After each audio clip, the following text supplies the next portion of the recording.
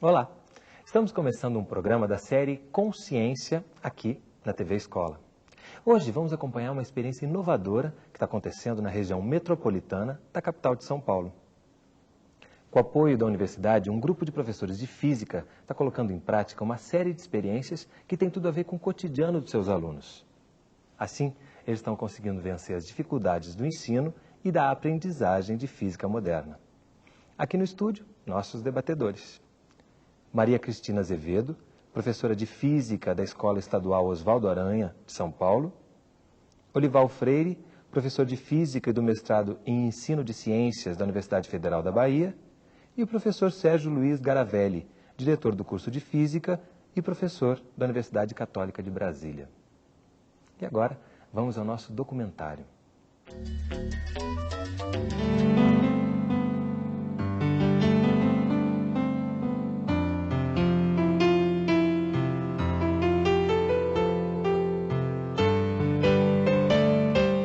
Maio de 1919. Um eclipse solar, observado a partir do céu da cidade de Sobral, no nordeste do Brasil, deixa visíveis estrelas que se escondem atrás do Sol. Fotografado por cientistas britânicos, o fenômeno permite comprovar uma das teses da física moderna: a teoria geral da relatividade de Albert Einstein.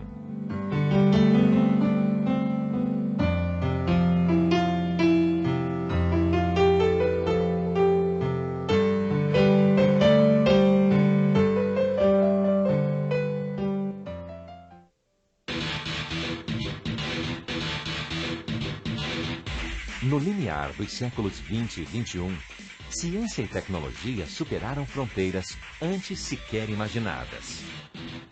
Descobertas e invenções trouxeram para o cotidiano de milhões de pessoas aparelhos e equipamentos que encurtaram distâncias, expandiram os limites do conhecimento e da informação. Tudo isso, porém, trouxe junto um paradoxo. Disputando as atenções dos jovens com milhares de outros atrativos, o ensino de algumas disciplinas parece ter parado no tempo. Física eu não entendo, não é nem que eu não gosto, eu não entendo. Ou seja, não tem como eu gostar ou não gostar de uma coisa que eu não entendo. Porque muitas coisas assim que a gente aprende no colégio, a gente fica pensando, nossa, eu nunca vou usar isso na minha vida.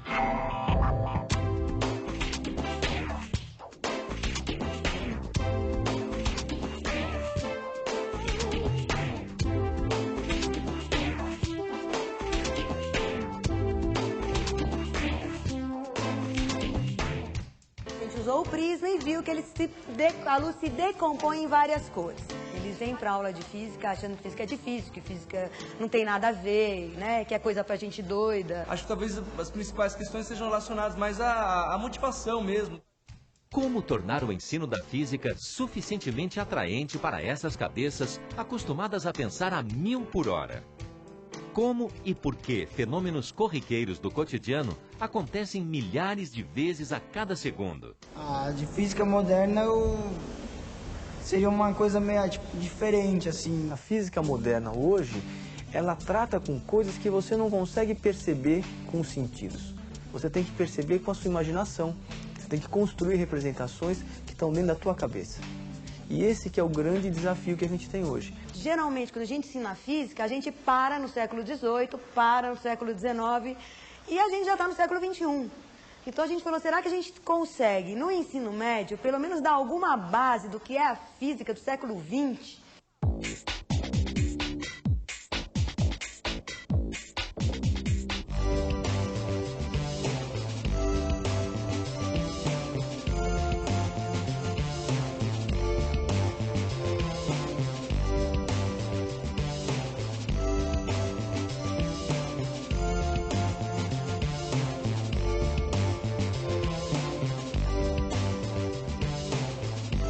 Esse é o desafio que um grupo de professores do ensino médio decidiu enfrentar no projeto da Faculdade de Educação da Universidade de São Paulo. Em vez de a gente se focar nas teorias clássicas e tentar trabalhar a questão da motivação, da inovação nas teorias clássicas, se não seria o caso a gente dar um salto e justamente tentar abarcar as teorias mais modernas. A experiência de estar participando de um grupo na universidade nos permite estar sempre revendo as nossas aulas, a nossa prática pedagógica e os assuntos. Eu, por exemplo, estou formada há bastante tempo, então muita coisa disso estava se desenvolvendo enquanto eu estava na faculdade. Nesse ponto, o grupo da USP ajudou muito, porque lá a gente tem uma troca muito grande, a gente aprende muito, né? Senão você também não se sente seguro para introduzir um conteúdo completamente novo, com uma metodologia que já não é muito comum dentro da sala de aula. O nosso grupo ele tenta, a partir da parte experimental, discutir aspectos que aparecem cada vez mais em nosso cotidiano. Na sala de aula, a gente tem feito uma opção menos de continhas, né, menos matemática e mais conceitual. Primeiro, porque é o mais bonito da física, né, ela ir atrás do porquê das coisas. Ó, vocês estão vendo que não é uma coisa complicada, tá? A gente vai usar esse tubinho aqui por uma questão de facilidade. Na verdade, foi como romper uma barreira. Com objetos simples e de baixíssimo custo, eles aprenderam a construir instrumentos que os capacitaram a entender um fenômeno tão atraente como a luz. A descoberta de coisas que você não percebe que existe, mas que na realidade existe, igual ondas eletromagnéticas, luzes, cores. A cor, por exemplo, ela pertence ao mundo do aluno. Mas a explicação de como que as cores aparecem, como que eles se modificam, pertence ao domínio da física moderna. Então, justamente, esse é o ponto que a gente escolheu para levar os alunos do mundo vivencial, onde os sentidos acabam prevalecendo, para o mundo onde você precisa se fundamentar em conceitos, em leis, em princípios físicos, que justamente vão permitir ao aluno entender por que aquelas coisas acontecem. Hoje a gente vai tentar descobrir como é que é a luz que chega para nós das lâmpadas. Então o aparelhinho é exatamente esse intermediário para a gente separar as frequências da luz e depois que a gente separar essas frequências poder descobrir que tipo de material que está produzindo aquela luz. O espectroscópio, feito pelos próprios alunos, os estimula ao raciocínio e a compreensão de fenômenos como os comprimentos de ondas, a composição de cores em fontes tão diversas como as lâmpadas e as estrelas. Agora as cores estão juntas, né? Formou a continuidade do arco-íris de novo.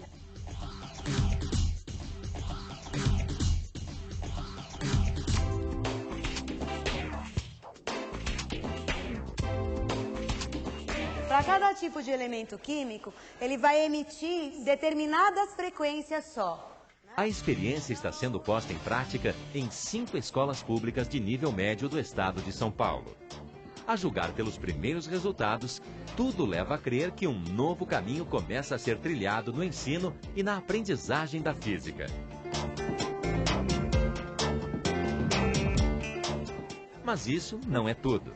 A troca de experiências entre professores da rede pública e orientadores acadêmicos mostrou-se capaz de revigorar o estímulo de todos. Esse projeto hoje, ele envolve 6 professores, sendo que 5 professores estão efetivamente aplicando esse projeto nas salas de aula. Porque eles estão longe da realidade da sala de aula. E a gente está longe de toda a academia. A gente conseguiu introduzir física moderna na escola. Então a gente tem conseguido assim entrosar, então toda a parte teórica, fundamentação, tudo isso. E por outro lado a gente dá para eles alguns subsídios da realidade, né? O que é o nosso aluno, como que é a sala de aula no dia a dia, todos os enroscos que tem numa escola pública, né? Ele tem que ter carisma, tem que ter simpatia para poder passar o que ele sabe para os alunos. Senão ninguém aguenta o professor que não sabe nem ensinar. E ali eles estão tendo essa oportunidade de enxergar atrás das aparências, de desconfiar dos sentidos deles. E isso eu acho que é o ganho maior do projeto. No rosto de cada um, o entusiasmo. Na aplicação e no desempenho das tarefas, a consciência de que nada será como antes. Nós estamos sendo bem recebidos, tanto pelos professores que estão aplicando o curso, como pelos alunos do ensino médio que estão recebendo. Quando a gente olha no rosto deles dando aula e assistindo as filmagens, os alunos estão felizes, eles estão se envolvendo.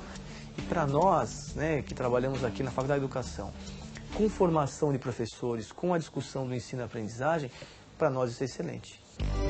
Enquanto a universidade descobre na escola pública muito mais que um objeto de pesquisa, a escola, ao se sentir valorizada, abre as portas para um novo modo de ensinar e aprender que tem tudo para dar certo em outras regiões do país. Da universidade não ficar tão distante da escola pública que acontece hoje e da escola pública não ter medo de receber a universidade e de experimentar novas experiências.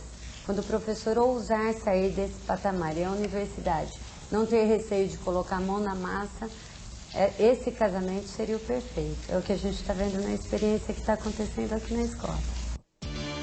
É uma boa, é legal assim aprender, colocando a física no dia a dia da gente. A gente tem aula uma vez por semana.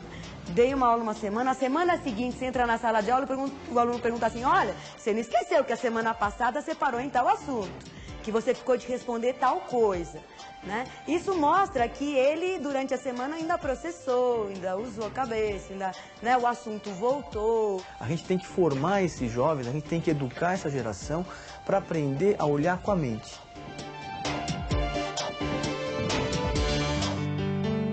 A ciência da natureza pressupõe sempre o homem. E não devemos esquecer que no espetáculo da vida, nunca somos apenas espectadores, mas também constantemente atores. Niels Bohr, Prêmio Nobel de Física. Bom, antes da gente ouvir mais da Cristina sobre o dia a dia desse trabalho, eu queria saber do Olival e do Sérgio, o que vocês acharam desse projeto? Bom, começa. Eu acho que é uma experiência, antes de tudo, uma experiência bem sucedida, uma experiência educacional vitoriosa. E, como tudo na vida, a gente aprende mais com os exemplos do que com o discurso formal. Então, acho que o desafio para nós, educadores, é aprender com essa experiência bem sucedida, da qual a Cristina tem sido uma das protagonistas. E eu acho que a minha impressão é de que isso está ligado a uma inovação curricular, os temas foram adotados, mas está ligado também a essa interação entre a universidade e a escola. E eu acentuaria não só do lado da universidade a abertura da universidade, a disposição da universidade para interagir com esses professores, mas do lado da escola a presença de professores motivados, professores que querem atualizar a sua formação. Enfim, eu penso que a experiência nos mostra que se você não tem professores motivados, valorizados, dispostos a mudar a educação, é impossível se pensar em experiências educacionais vitoriosas como essa que nós acabamos de ver. Essa parceria Universidade e Escola de Ensino Médio, a gente vai falar um pouco mais ainda sobre o programa. Eu queria concordar com o professor Olival, que justamente acho que o grande mérito desse projeto é essa parceria, essa troca entre a universidade e a escola. Eu acho que diante disso você tem a possibilidade de ter professores mais motivados, os alunos, e também dentro da universidade você rever até o processo de formação de professores, que acho que um dos grandes problemas atuais da universidade é esse. E aí, Cristina, agora olhando assim para o vídeo, a gente percebe que é um projeto de sucesso. Mas nesse percurso, assim, se enfrentou muita resistência? Olha, a gente tem um pouco de resistência porque é muito novo. E o próprio professor, né, não tem o domínio, muitas vezes, do conteúdo profundamente para poder se sentir seguro para explicar. Então, esse apoio da universidade vem nesse aspecto, né, de a gente poder ganhar segurança no conteúdo para poder estar usando isso em sala de aula. E o retorno dos alunos já fica evidente pela própria fala deles. Eles estão gostando muito. Não sei se a gente foi muito feliz na escolha de atividades, né, começar por esse aspecto da luz que o Maurício propôs. Foi uma coisa assim que para eles tocou muito, tocou bastante, né? Então eles estão assim animados com a ideia, estão animados. A gente está falando de um novo aluno, por exemplo, essas tecnologias todas, essas informações que vêm de toda parte, estão nos trazendo um novo aluno e colocando, portanto, o desafio de responder a esse aluno inquieto? Se a gente não tomar cuidado, a sala de aula acaba sendo uma coisa muito chata para eles, né? Dada todo o entorno que a gente tem, né? De mídia, de comunicação, de internet, tudo isso que o nosso aluno, mesmo da rede pública hoje, tem muito acesso, né? É uma coisa assim que eles não têm, às vezes, o computador em casa, mas eles têm acesso nas ONGs, eles têm acesso nos centros comunitários, eles têm acesso nos trabalhos. Então, se a gente bobear, a gente fica muito chato. E perde esse aluno. E perde mesmo. Né? Aí tudo é mais interessante, tudo é mais importante. Né? Então, a escola perde muito nessa história. E aí, já que você tocou no assunto da formação dos professores, né? Esse tipo de trabalho está sendo usado também para se preparar melhor professores antes mesmo deles chegarem a uma sala de aula? Eu creio que sim, mas eu creio que o grande desafio hoje da educação é que nós temos que compreender que o professor, ele não pode encerrar a formação no que a gente chama da formação inicial na universidade. A melhor comparação que eu faço hoje é o seguinte: nós já sabíamos há muito tempo que o médico, por exemplo, se ele não se atualizar permanentemente, ele vai ficar completamente esclerosado. Mas nós não sabíamos, algum tempo atrás, que com o professor é a mesma coisa. Então, eu acho que a grande lição, talvez, da educação nos últimos, talvez, 20 anos é essa. O professor tem que ser formado permanentemente. Ainda mais com a velocidade das novas descobertas, Exatamente. né? O conhecimento está sempre se ampliando de uma maneira que é preciso acompanhar, né? Exatamente. Bom, no próximo bloco a gente vai ver a questão da física moderna e da física clássica. Em termos de conteúdo do ensino médio, como é que fica isso? Sai daí, a gente volta já.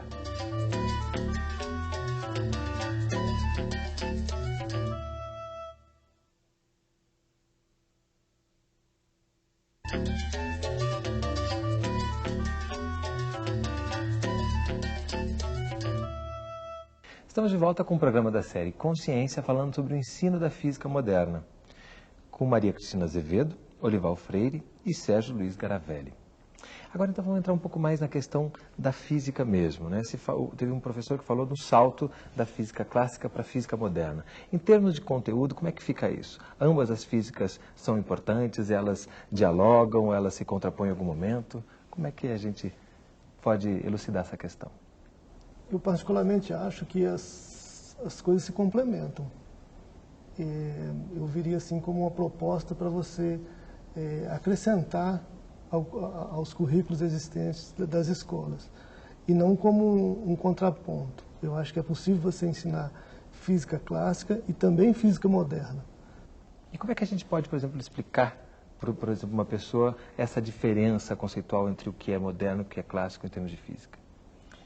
Olha, em termos históricos é relativamente fácil, porque o que nós chamamos de física moderna e contemporânea é a física que foi criada, digamos aí, entre 1900 e 1925. É uma física que estuda átomos e interação de átomos com a luz, de um lado, e a física que mudou as propriedades do espaço e tempo, isso de maneira muito sintética. Grosso modo, são duas grandes teorias, teoria quântica e teoria da relatividade. Agora, eu acho que um bom modo de apresentar essa distinção é falar que a experiência pedagógica que o Maurício, a Cristina e essa equipe de São Paulo têm conduzido, eles fizeram uma bela escolha, porque eles escolheram um tema, a luz, que atravessa toda a física clássica e chega até a física moderna. Decompor a luz branca no espectro contínuo, no espectro do arco-íris, digamos, o Newton explicou isso no século XVIII, 1700, final do século XVII. Mas entender como que é produzida a luz de uma determinada cor, aí é a física moderna. Aí é o tal do espectro de linhas, que esse aparelho simples que eles foram capazes de bolar, nos ajuda a entender de que o que produz a cor tem que ser explicado pelo funcionamento do átomo e, portanto, pela física moderna, pela física quântica. Então, eu concordo com o Sérgio, há uma complementaridade, uma continuidade, mas sem sombra de dúvida o grande desafio hoje é introduzir física moderna, porque hoje ele está ausente do currículo. É um grande desafio educacional, e eu acho que é um grande desafio, seja porque a física moderna está presente no cotidiano tecnológico da sociedade. A base do laser, por exemplo, é basicamente essa teoria quântica, esses espectros que a professora tem discutido com seus alunos, não? Mas a física quântica também ela teve um enorme impacto filosófico e cultural no século XX. Lembremos da frase do Niels Bohr no vídeo, não? Essa ideia de que no drama da existência nós somos atores e espectadores ao mesmo tempo, isso é algo que extrapola completamente a lição da física. Isso é algo que interessa a quem gosta de história, quem gosta de filosofia, quem gosta de literatura. Quando você põe esse projeto em prática, você está transformando realmente esses alunos em atores, né? Porque eles saem da condição passiva de só receber conteúdo e estão colocando a mão na massa, como diz a professora. A gente procura sempre que eles participem, né? Tanto na parte prática, quer dizer, de certo modo o vídeo privilegiou um pouquinho essa parte experimental que a gente faz. A gente tem uma sequência de atividades assim onde eles se envolvem muito, mas também na discussão em sala de aula. Quer dizer, a gente procura muito na classe que ele se manifeste, o que ele pensa e ir trabalhando com os conceitos que ele tem. Parte da realidade desse aluno. Exatamente. Inclusive, ver quer dizer, porque é uma experiência muito de pensamento, né? Você mergulha num mundo que não é mais o visível nem o sensível, né? O professor falou, quer dizer, a luz você vê, agora o que está por trás você não vê, né? A explicação está muito mais profunda. Então, quer dizer, o aluno começar a relacionar isso, exige dele uma imaginação, um verbalizar essa imaginação, né, uma conceituação toda, que a gente procura desenvolver na sala de aula. E junto também com o ensino das contas, dos cálculos, que é imprescindível para esse conhecimento geral de física? A gente tem procurado utilizar onde ele realmente é necessário, né? A gente esbarra num problema de domínio da linguagem matemática para o aluno. E, por outro lado, a gente também tem percebido que, quando o aluno se preocupa só com resolver a conta, a gente não tem certeza se ele entendeu o que ele fez. Então, muitas vezes, a gente tem assim, o aluno, ele sabe calcular direitinho, agora, o resultado para ele não tem significado nenhum. Ele não sabe o que significa aquilo que ele chegou. Né? Aquele valor, aquela coisa. O que quer dizer isso? Aí ele não sabe dizer. Então para mim, ele não aprendeu a física. Ele soube resolver uma equação matemática, ou soube resolver um probleminha matemático. Então, a gente tem procurado que, onde é necessário o cálculo, a gente coloca o cálculo. Mas que ele realmente entenda isso. Que ele realmente saiba o porquê e saiba entender o resultado. Não adianta ele dar um número que não tem significado. Senão a gente ouve o que a menina falou, que eu não posso gostar de uma coisa que eu não entendo. Né? Quando a gente está falando de ensino médio, a gente sempre pensa também em vestibular. Né? Nesse sentido, essa experiência ajuda a um conhecimento que possa ser aplicado num concurso vestibular? Eu acho que ajuda. Porém, grande parte dos vestibulares das universidades importantes, não abordam esse tipo de conteúdo. Então, eu vejo isso até como um problema, porque normalmente o que a gente observa nos vestibulares são questões relacionadas com a física clássica. Em alguns vestibulares mais avançados, por exemplo, como o da UNB, eles tentam trazer essa física clássica também mais aplicada ao cotidiano, mas muito pouco de física moderna. É quase inexistente o conteúdo de física moderna nos vestibulares. Ou seja, o grande desafio é mudar o vestibular. Esse que é o desafio. Eu acho que nos últimos tempos nós avançamos um pouquinho com a valorização do Enem. Os educadores que comparam os testes do Exame Nacional de Ensino Médio com os exames vestibulares se dão conta de que ali há um outro tipo de cobrança que não é bem o tipo de cobrança que nós temos no vestibular. Ou seja, eu acho que o vestibular hoje, longe de ser uma solução, ele é mais um problema para a educação brasileira do que uma solução para a nossa educação. O que você acha disso, ouvindo, inclusive, o que os seus alunos geralmente podem falar sobre o assunto? Alguns deles realmente cobram, isso é matéria que cai em exame, né? Mas a gente procura mostrar que no ensino médio, principalmente na rede pública, com 2 aulas por semana, a gente não consegue realmente cumprir programa para vestibular. Então, a gente já de saída, a gente tem que privilegiar alguns conteúdos. Não dá para a gente querer abranger os conteúdos do vestibular. Depois, mostrar para eles que, mesmo que não seja um assunto que vá cair na prova, o tipo de pensamento, o tipo de atitude, esse tipo de coisa, vai facilitar ele entender os outros assuntos também. Ajuda de uma geral na hora de encarar a prova. Exatamente, né? de encarar a física para um vestibular.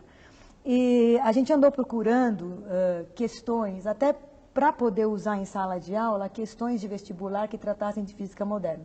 E realmente é uma raridade. A gente achou algumas no vestibular do ITA, né, de São José dos Campos, e teve uma outra universidade que teve um colega que achou também, não sei se foi a Universidade da Bahia ou não. Isso. Acho que foi na da Bahia, exatamente, que caiu alguma coisa... Já é um esforço nesse sentido. Na Federal da Bahia, que caiu algumas questões nesse aspecto, quer dizer, abordando alguns conteúdos relacionados realmente à física moderna, né? A cama de grande maioria. Não tem, né? O projeto, então, a gente pode esperar que ele seja um motivador nesse sentido que você apontou, né? Que é preciso mudar lá na frente também para se ter uma coerência maior desse ensino, né? Eu diria, adicionalmente, que hoje nós temos um descompasso entre um documento governamental, que são os parâmetros curriculares nacionais, né, que devem orientar o conteúdo curricular do ensino médio, e o que é cobrado nos vestibulares. Todos os educadores sabem que são duas realidades que não se comunicam. O que se propõe nos PCNs e o que é cobrado no vestibular. Por isso que eu digo que o vestibular hoje, longe de ser uma solução, ele é um problema a ser enfrentado para a melhoria da educação no Brasil. E tendo isso como pano de fundo, como é que a gente pode pensar na formação de professores para também auxiliar nessa transformação? Bom, eu falo isso muito à vontade porque eu me envolvo fortemente com a formação inicial de professores. Eu sou professor de um curso noturno de licenciatura em Física na Federal da Bahia. E eu acho que aí também nós temos um grande desafio, porque a formação tradicional do professor de Física, aquela que nós recebemos, ela está completamente defasada. Não é à toa que a Cristina disse que a relação com a universidade foi crucial para ela compreender os conteúdos de física moderna. Porque, usualmente, eu diria que, no caso da física, os institutos de física no Brasil sabem muito bem como formar bacharéis em física, ou seja, o pessoal que vai fazer pesquisa em física. Mas eles não sabem formar professores de física. Não são os institutos, nós não sabemos como formar bons professores de física. É um grande desafio que está colocado diante de nós. Eu acho que até esse projeto ele dá um caminho para isso, que é justamente aproximar a universidade da escola. Então, não só aproximar professores que estão já lecionando na escola de um pesquisador dentro de uma universidade, mas também seria interessante aproximar mais alunos do curso de licenciatura, alunos que estão fazendo estágio, dessas escolas onde estão sendo desenvolvidos esses projetos inovadores. Porque com isso também o aluno da universidade pode ver como é que ele poderia aplicar de uma forma diferente ao que a gente tem visto no dia a dia. Porque no fim, né, professor, o aluno da universidade ele acaba sendo, participando de um processo completamente antigo, né? Quer dizer, a aula que ele tem na universidade, o aluno que vai ser professor de física, é uma aula como eu tive no meu tempo, né? É giz e lousa, sem discussão, sem aprofundamento de conceitos, sem nada disso. Ele vai sair da sala de aula e vai fazer o que na classe? Ele vai reproduzir aquilo. Cristina, e mesmo quando tem experimentação, é uma experimentação voltada para formar o futuro cientista. Exato. Não? Se eu retomar a comparação com o médico, o estudante de medicina, ele tem contato com a realidade do que vai ser a medicina desde o início, primeiro e segundo ano. Ele vai ter aula de anatomia no primeiro e segundo ano. Quem não passar pela aula de anatomia desista de medicina. O licenciado em física, ele vai fazer um estágio no último ano. É verdade. Então, a sua sugestão, Sérgio, é preciso que o licenciado em física, desde o começo, ele tenha meios de contato com o que é a realidade escolar, o que é a realidade na qual ele vai atuar. Até para ele saber se ele realmente quer ser professor ou não, né? Exatamente. Com isso tudo, a gente pode deduzir, então, que você, como professora, teve uma nova motivação quando chegou esse projeto para trabalhar com seus alunos? Eu acho que sim. Eu acho que sim. Se a gente fica muito tempo... Eu passei por um bom tempo longe da universidade, né? Porque eu me formei, me graduei lá na USP mesmo. E depois passei um tempo só na sala de aula. E o que acontece é que você acaba fossilizando. Então, o contato com a universidade faz a gente repensar, é o que o Josias fala no vídeo, né? Você repensa a sua prática dentro da sala de aula, você repensa o conteúdo que você está estudando, mesmo assuntos que a gente não discute lá efetivamente, quer dizer, a gente está lá para tentar trazer a mecânica quântica para a sala de aula, né? Mesmo outros conteúdos, mesmo os conteúdos clássicos, você para repensar, né? Porque você teve essa oportunidade. E a gente tem outras escolas também aplicando esse projeto já em São Paulo. Você pode me dizer o que é comum entre esses projetos ou também o que aconteceu de divergente entre eles? Não, nosso grupo, todos nós aplicamos, nós discutimos as atividades em conjunto, discutimos a teoria que nós vamos usar, discutimos que tipo de atividade nós vamos fazer em sala de aula. Os participantes de todas as escolas. Todas as escolas, né? Levamos isso para a sala de aula. Lógico que, dados os calendários, os feriados, as festas, as coisas que interferem no processo, sempre tem um que está mais adiantado, o outro mais atrasado, um está um pouco na frente do que o outro. Então, quem está na frente conta para o outro depois o que deu certo, o que não deu certo, vamos corrigir, isso aqui não funcionou. Então, quem fica por último acaba tendo uma versão melhorada. Já aprende com o erro dos outros. É lógico, já chega aprendendo com o erro dos outros. Coisas, por exemplo, que não deu certo comigo, eu só vou poder corrigir o ano que vem, quando eu tiver uma nova turma e aplicar de novo, né? Então, mas a gente procura manter mais ou menos as mesmas coisas. A única coisa que eu acho que ainda é difícil para nós é padronizar a avaliação. A avaliação a gente tem lutado muito para padronizar, por causa das diferenças e também das exigências das escolas, né? A gente tem lutado para padronizar o tipo de avaliação e algumas regras básicas para a gente ter parâmetros de comparação de aprendizagem, né? E a gente viu, já foi falado aqui, que é um acerto começar a partir da experiência do trabalho com a luz. Como é que vocês elegem essas experiências? Como é que vocês percebem o que é mais interessante para esses alunos? Olha, tem sido puro feeling, e eu acho que entra muito da experiência da gente, do conhecer os alunos, né? Geralmente, lógico, as propostas, o Maurício, no caso, traz muita coisa, né, da teoria, do que já foi feito por aí, do que ele conhece do mundo inteiro. Então, às vezes, ele dá caminhos, né? Mas isso normalmente é muito discutido no grupo até a gente selecionar o que vamos realmente fazer. E a gente tem dado razoavelmente certo, né? Tem coisas que a gente já corrigiu o rumo, né? E vai ter que corrigir sempre, né? Mas é interessante, é muito feeling da gente isso. Não tem... Cristina, eu diria que a escolha pelo tema da luz também não é independente de um aspecto do currículo do Maurício. Eu conheci Maurício fazendo doutorado, ele fez doutorado na França, e o Maurício tem uma tese de doutoramento em História da Ótica, portanto da luz, em fins do século XIX. Então, acho que a experiência, mais uma vez, enfatiza a necessidade de nós concebermos a educação como um sistema integrado. Seguramente o que vocês fazem hoje, de alguma forma, recebe os benefícios de uma tese de doutoramento que o Maurício fez há 10 anos atrás no exterior. E de outras também, né, que ele traz material para a gente, subsídios. Mesmo o espectroscópiozinho que a gente usa, me parece que ele foi desenvolvido por uma professora da PUC de São Paulo. Isso. Né? Professora Marisa, se não me engano, que fez uma proposta e a gente deu uma adaptada na proposta para usar com o aluno. Pegando esse gancho, é o próprio espectroscópio. Justamente o espectroscópio, a gente vai conhecer um pouco melhor no próximo bloco. Não sai daí, a gente volta já.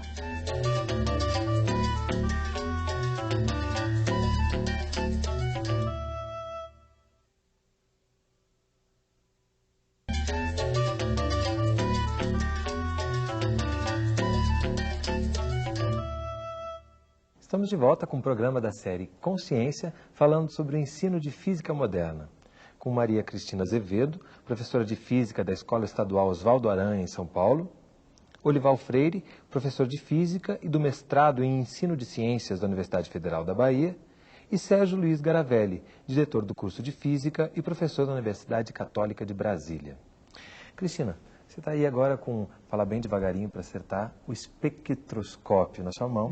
Queria que você falasse para a gente um pouquinho dele, como ele foi feito, até para que quem está nos assistindo perceba que não é difícil de fazer, né? Não, é um tubo, mas pode ser qualquer tipo de caixinha, caixa de pasta de dente, caixinha de... Tem que ser uma caixinha, né, fechadinha. Por dentro ele é todo preto, então a gente reveste com cartolina preta. Um lado a gente fecha e faz um orifício, nesse caso está com uma fenda, mas pode ser um outro formato. E do outro lado a gente põe um pedacinho de CD, desse CD que se usa para gravação em computador, só que a gente descasca o CD, a gente tira aquela parte prateada do CD, né? Que a gente utiliza as marquinhas que já tem no CD como rede de difração. E fecha bem, né? Para que não entre luz, só entre luz realmente pelo lado do CD ou pela fenda, né? E aí é só apontar para a luz que a gente tem... Aí é só apontar... não diretamente para a lâmpada, mas um pouquinho do lado, aí você vê a decomposição das cores na face interna, né? E com o fato de ter confeccionado esse aparelho, o aluno já está mais... ele acha muito divertido, tanto o fazer quanto o olhar, né? Então, foi muito interessante. No ano passado, então, o pessoal saiu pela rua olhando. Esse ano a gente já melhorou com as lâmpadas que a gente levou para a sala, mas o ano passado a gente pediu para eles irem para a rua olhar, né? Então, eles achavam divertidíssimo ir olhar a lâmpada de sódio, lâmpada de... Tudo quanto era a cor de lâmpada, eles anotavam para ver o que tinha de diferente e tudo isso. Então, foi bem interessante, né? Esse ano a gente já melhorou, a gente levou para a sala de aula as lâmpadas, porque a gente teve algumas dificuldades no ano passado nessa observação, de eles verem o que a gente quer que veja. Que esse é um problema que a gente tem também, né? Quer dizer, a gente físico, a gente que já teve formação, a gente sabe o que deve ser enxergado, né? E o aluno, às vezes, não vê aquilo que você queria que ele visse. A gente, falando agora na possibilidade de reproduzir essa experiência em outras escolas de ensino médio por esse Brasil afora, esse é um tipo de experiência. Mas isso pode ser adaptado à realidade de cada escola, né? Eu acho que sim. Porque, inclusive, até na escolha do tema, uma outra equipe poderia escolher começar por um tema diferente, que ele fosse mais familiar, que fosse mais interessante, às vezes, a realidade da escola, a realidade dos alunos, e até no desenvolvimento. Eu acho que o grande mérito desse projeto, talvez, voltando a frisar, né, essa interação da escola com a universidade e a motivação desses professores. Eu acho que uma equipe de professores motivada, que planejam juntos, poderiam aplicar um tipo de experiência semelhante, até desde de conceitos de física moderna, mas também de conceitos de física clássica. E agora, acho que, voltando a falar, o forte aí é justamente a motivação dos professores, o planejamento da ação, que isso é importante, que a gente vê que acontece muito pouco nas escolas em geral. E trazendo a academia para mais perto desse dia a dia, a gente pode estar se aproximando do que se falou aqui no bloco anterior, de trazer essa realidade mais presente no ensino, né? Fazer com que isso já esteja desde lá da universidade, essa importância do cotidiano, né? Essa relação. Você acha que a academia normalmente ela é refratária a esse tipo de coisa? Eu acredito que sim. E é até natural que seja assim. Ela tem uma tendência um pouco conservadora no que diz respeito a como ensinar, né? E alguma coisa que eu acho que a própria academia aprende também é que o que vai ser ensinado na escola pública, bom, na escola média em geral, o chamado currículo, não é algo determinado com rigor científico. É algo que sofre injunções do tempo. Nós estávamos conversando aqui antes do programa. Eu tenho um aluno de mestrado na Universidade Federal da Bahia, o Couber São Paulo, que acaba de defender uma dissertação de mestrado, onde ele nos mostra que os temas de física moderna estavam presentes no ensino de física na década de 40, 50, 60, desapareceu na década de 70, 80 e voltou na década de 90. Então, nós não podemos trabalhar com uma ideia de que existe um programa, um currículo que é absolutamente determinado de antemão. A educação tem que ter uma margem de flexibilidade, e eu volto a dizer, os PCNs sugerem muito essa margem de flexibilidade, porque mesmo na escala micro, na escala de uma sala de aula, a gente programa, quando entra na sala, o que acontece nem sempre é exatamente aquilo que a gente programou. E ainda mais se a gente pensar no tamanho e na diversidade desse país. Isso, né? Que cada região tem, cada cidade tem uma realidade, exatamente, que é importante estar atento a ela, né? Talvez com um pouco de ousadia mesmo de um grupo de professores, de um professor individual, dele ter a coragem de deixar um pouco aquele esquema tradicional que está pronto na maioria dos livros didáticos, da forma como ele talvez fez no ensino médio, e começar uma nova metodologia, um novo caminho. Eu acho que dá o pontapé inicial nesse projeto. Talvez, né? O que falta um pouco é isso, um pouco de ousadia, de não se prender tanto aos currículos tradicionais. Eu não queria fazer publicidade, eu sei que não pode fazer publicidade aqui, mas eu queria dizer que programas como esse, Renato, Consciência, vão contribuir enormemente para um componente fundamental para a transformação da educação, que eu acho que é algo que está na base da experiência bem-sucedida da Cristina, que é o seguinte: valorizar, professor valorizado, educação valorizada. Todos nós estamos muito felizes por estarmos aqui, podendo falar para o Brasil inteiro, discutir a nossa experiência. Aquela experiência que a gente está acostumado a discutir com 30, 40 alunos em sala de aula. Então, acho que a chave É um pouco o que está acontecendo aqui. É valorizar a educação, valorizar o professor. O professor valorizado, ele interage com a universidade, ele é inovador, ele busca novas soluções. Agora, professor desvalorizado, educação desvalorizada, aí você pode botar um programa mais bem arrumadinho do mundo, não funciona. Como não tem funcionado até hoje em muitas áreas e muitas escolas no Brasil. Eu acho que a gente tem que voltar a despertar sonhos. Isso. Sonho nos professores, sonho nos alunos, sonho que você pode acreditar num sonho que você pode fazer um trabalho diferenciado. Que seu trabalho às vezes é único, que seu trabalho pode motivar, pode transformar a vida de muita gente, de muitos alunos. Eu acho que esse é uma grande motivação. Falando agora um pouco da experiência, vocês registraram em vídeo essa experiência? Nós temos... tem um rapaz que está fazendo mestrado, o professor Maurício, e que está usando a sala de aula, né, para retirar dados para a tese dele. Então, ele tem registrado, assim, toda a sequência de aulas. Né? Ele tem filmado todas as aulas de uma classe, a sequência completa de aulas. Né? E quando a gente acha que o tema foi interessante, a gente revê a fita, né? Às vezes a gente discute. Tem coisas que às vezes a gente faz na classe, né? Porque, lógico, a gente tem que ter aquele... o tempo é o da sala de aula, é o que o professor falou, né? Por mais que esteja planejada na sua cabeça a aula, aparece uma pergunta que você não tinha pensado, né? E quando você abre para o aluno pensar e para ele poder falar... Isso acontece com muito mais frequência, né? Sem dúvida, né? Então, às vezes a gente volta, inclusive às vezes eu falo para ele, eu preciso rever, porque eu preciso pegar aquela sequência de perguntas que apareceu na classe, porque numa apareceu, às vezes na outra sala não aparece. Então, aí você deve, né, instigar o aluno para ele pensar também.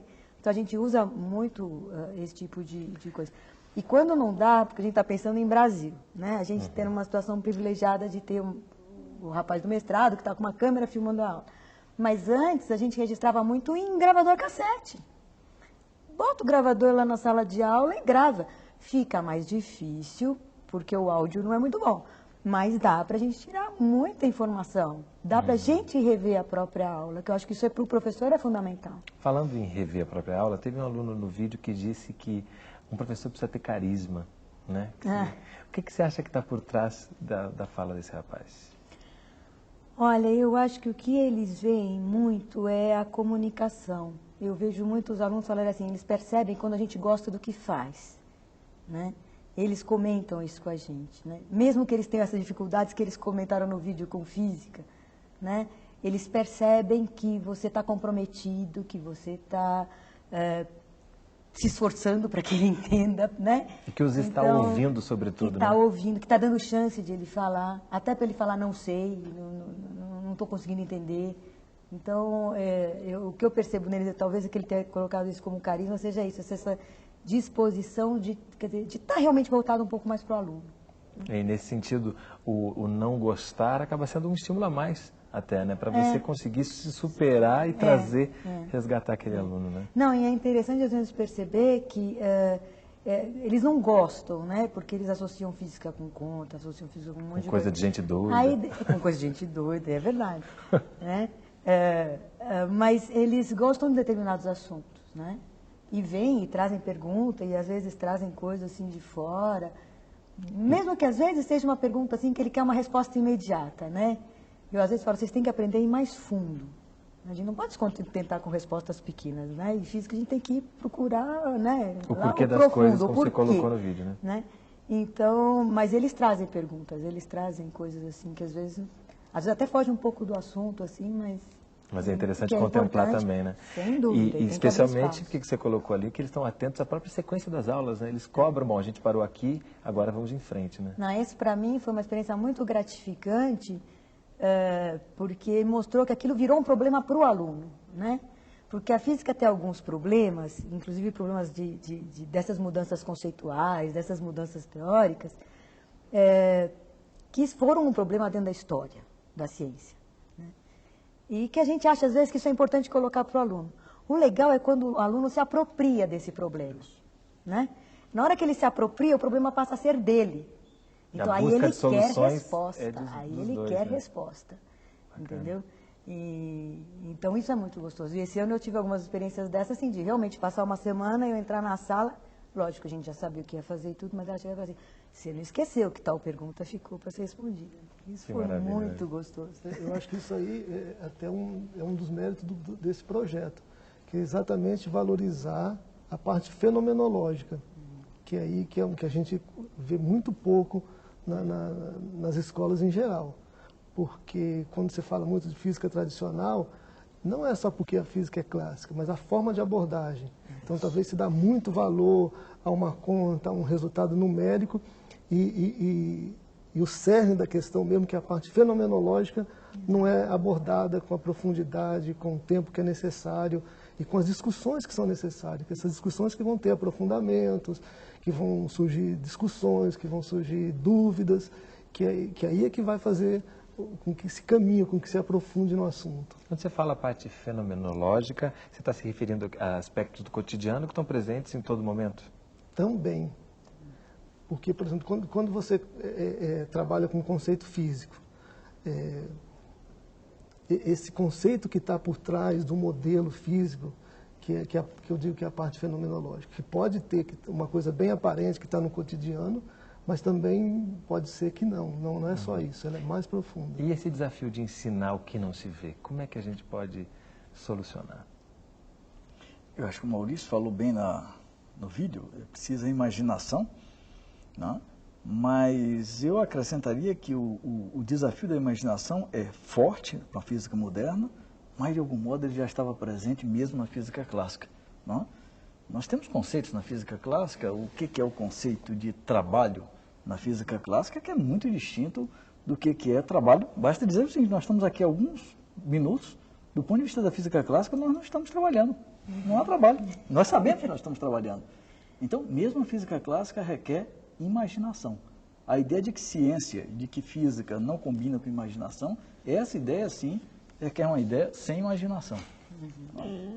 E no dia a dia, você acha que esse cotidiano, né, você sair para as ruas com os alunos, isso tudo vai aproximando e vai possibilitando que essa imaginação fique mais apurada? Eles vão descobrindo o que a Daniela fala na fita, né? São coisas que eles não veem, né? Eles começam a perceber a existência de coisas que eles não veem.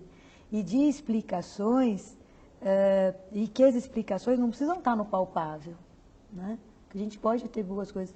Inclusive a não permanência na ciência. Eu acho que isso é fundamental, que a gente tem trabalhado com essas mudanças de conceito e de modelo, eles perceberem que a ciência não é uma coisa fechada, que é uma ideia que se passa muito no ensino médio, né? Tá pronto, tá fechado, tem um bloco aqui, acabou, você tem que aprender isso e fim de papo. Não se esbarra nas questões de fronteira, nas questões de dúvidas, né? A gente tem textos que a gente trabalha com os alunos, onde mostra que os grandes cientistas tiveram grandes dúvidas, né? Eles faziam as coisas, né? O próprio Planck fala, né? Eu atirei para um lado e acertei uma coisa muito maior do que o que ele tinha previsto de início, né? Então, a gente abrir a cabeça do aluno nesse aspecto, né? De que as coisas não são fechadas, prontas, que ele pode crescer, voar, né? E a cabecinha dele pode voar bastante, né? Eu acho que a Cristina tocou num ponto que é fundamental, que eu acho que é importante que as pessoas leigas, digamos assim, física, ou o estudante, entenda, né? Ou pelo menos pare para pensar nisso. A física é composta de modelos. E esses modelos funcionam em determinadas circunstâncias, em coisas bem limitadas. Então, aquele modelo tenta explicar algum fenômeno que está acontecendo na natureza. Mas não significa que a natureza é daquele jeito. Exatamente. Inclusive, você pode ter modelos diferentes que explicam a mesma coisa. Não é? Nós fizemos uma atividade com eles muito interessante, que era uma caixinha preta, que tinha umas barrinhas lá que se mexiam e tal, e que eles tinham que adivinhar o que tinha dentro da caixinha, né? Propor um mecanismo que tivesse lá dentro. Então eles imaginaram. Aí o problema deles era, vamos abrir a caixinha. Não vamos abrir a caixinha. Ninguém sabe qual é a realidade. Então um propôs fazer, o outro não sei o quê. Discutiram muito o que estaria dentro da caixinha. E eu falei para eles, é isso que é a física. Nós temos uma realidade e a gente propõe e a gente não sabe o que tem dentro da caixinha preta. A gente está tentando chegar perto, né? Está funcionando? Ótimo, fica aqui. Não funcionou mais? Espera aí, a caixinha tem um barulhinho diferente, então aquela minha ideia não funciona. Então, vamos tentar uma outra explicação. Não, junto com aquele mecanismo tem que ter mais tal coisa. Então, eu acho que foi uma ideia que passou para eles e que ficou bem legal, assim, a ideia de modelo. Que a gente precisa muito, né? O conhecimento está sempre sendo construído, né? Construído. Isso é estimulante, né? Sem dúvida. E nesse sentido, introduzir física moderna é crucial, porque é com física moderna que se percebe a provisoriedade, se percebe mais nitidamente a provisoriedade dos nossos modelos. Porque se você fica na física do século XIX, como você falou, é mais difícil você ver o que é que havia de provisório. Aliás, o impacto da física moderna na cultura do século XX foi exatamente isso, foi a relatividade e a quântica que sugeriu aos filósofos que era preciso, e aos cientistas, claro, que era preciso pensar melhor o conceito de verdade na ciência. E aí a gente tem dois exemplos no vídeo, né, do Einstein e do Niels Bohr, que deixam claro isso, né? Isso. Tudo ficou relativo e nós somos atores. Isso, né? É por aí, né? Esse é o caminho. Maravilha, eu queria agradecer muito a presença de vocês aqui conosco. Sérgio, Olival, obrigado. Cristina, obrigado. Parabéns pelo projeto. Obrigada. E esse foi mais um programa da série Consciência. Obrigado a você também que assiste a TV Escola.